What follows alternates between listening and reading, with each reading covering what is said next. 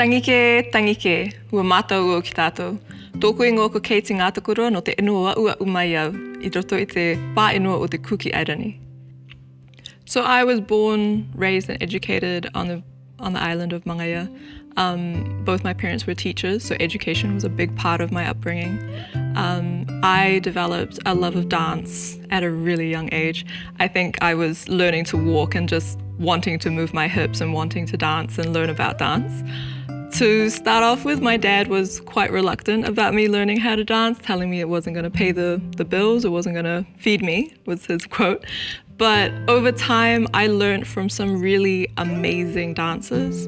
The first lady who taught me, Auntie Poko, she was amazing. She taught me how to hold my arms, how to watch my hands with every movement, so that you actually follow the dancer as they move, which is really beautiful. And of course, with dance always comes the use of flowers, the use of greenery.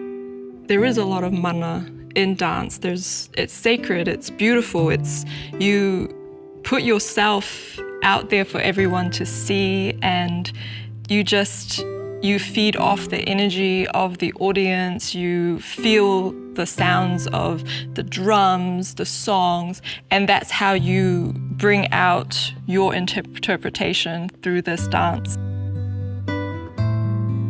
So I was Miss Cook Islands and Miss South Pacific in 2012. And that is where I got to wear this beautiful costume that I have now called Te Mana o Te Ura. The costume itself is very, very special to me, not just because I wore it at Miss South Pacific, but also because a lot of the elements in it are from my family and my people. The rito flowers were made by my sister, and the tapa flowers were made by my auntie.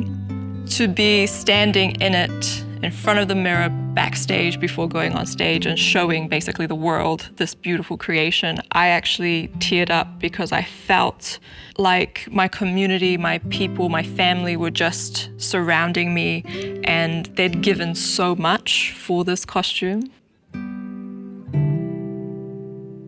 With the flower in the ear, I would say with my mum's side of the family in New Zealand, I remember my grandfather pointing something out once, and I'd never actually realized that I did this.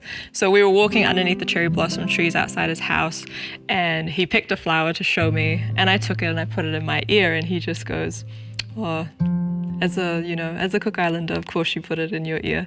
And it was just really beautiful to hear that. It was just an automatic instinct that when you get a flower, you either tuck it in your ear, you put it in your hair, and it's stuck with me through all these years, and I still wear flowers today, even if it's as jewelry, because I love flowers. It has a very important part in my life, being connected to the land, connected to home, and different flowers I feel represent different people.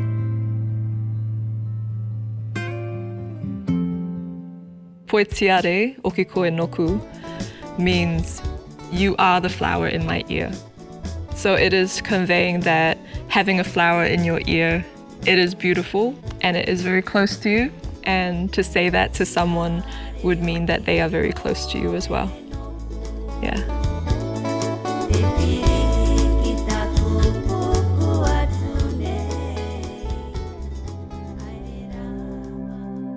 I am a Dusky Maiden, and I know that now after going through so many different things. I lived in the Cook Islands until I was 22, and then I came to New Zealand, studied for 5 years, went to Europe for a few months, which was quite interesting and fun, and then went back to the Cook Islands, and now I'm back in New Zealand again. And through this, I've started to see that I am really a Dusky Maiden. As a performer, I was always seen differently because of how I moved in our cultural way of dance. And I remember someone actually coming up to me and knocking on my coconut bra. Just member of the crowd, just walking up and just knocking on it and walking away giggling, and you don't actually know how to react to that when it happens to you. So naturally you laugh or you giggle, but you don't actually, it's very invasive. And just to have someone think that they could do that to you, it does actually affect you quite a bit. I know that if I were to talk to someone that hasn't met me before and we talk about our life and I mention that I am a Cook Island dancer, I am sexualized immediately because of the way that I can move my body, and they view you in such a different way. And so I've come to terms with it that I am actually a Dusky Maiden. It hasn't changed. I'm still viewed in that way, even if I'm not performing, even if I'm not on stage, just knowing that I can do those things. I am that person. And it is always that, you are the exotic, forbidden fruit, the creature or the woman that they want but can't have. And then it feels like it's your fault because you grew up in this beautiful culture, you dance because you love it, but other people see it as you dance because you want them to want you. And it's really hard, actually. Yeah. It's so normalized to have an image like that put in front of you and told, someone took this photo, it's staged, and you know it's true. You're not surprised by it. You feel for the person because you know they're just another face that doesn't have a name. And I've had that. I mean, there's videos of me dancing on the internet, there's photos of me on the internet, and my name isn't connected to it, but people talk about me because I'm in it, and some of the comments are horrible, and you think to yourself, but you wouldn't say that to my face, would you? And so seeing those pictures, it made me feel like I was actually one of them. Like my face has been used as a picture or an image, or, beautiful Pacific woman, here's a picture kind of thing. So it is really sad, but you're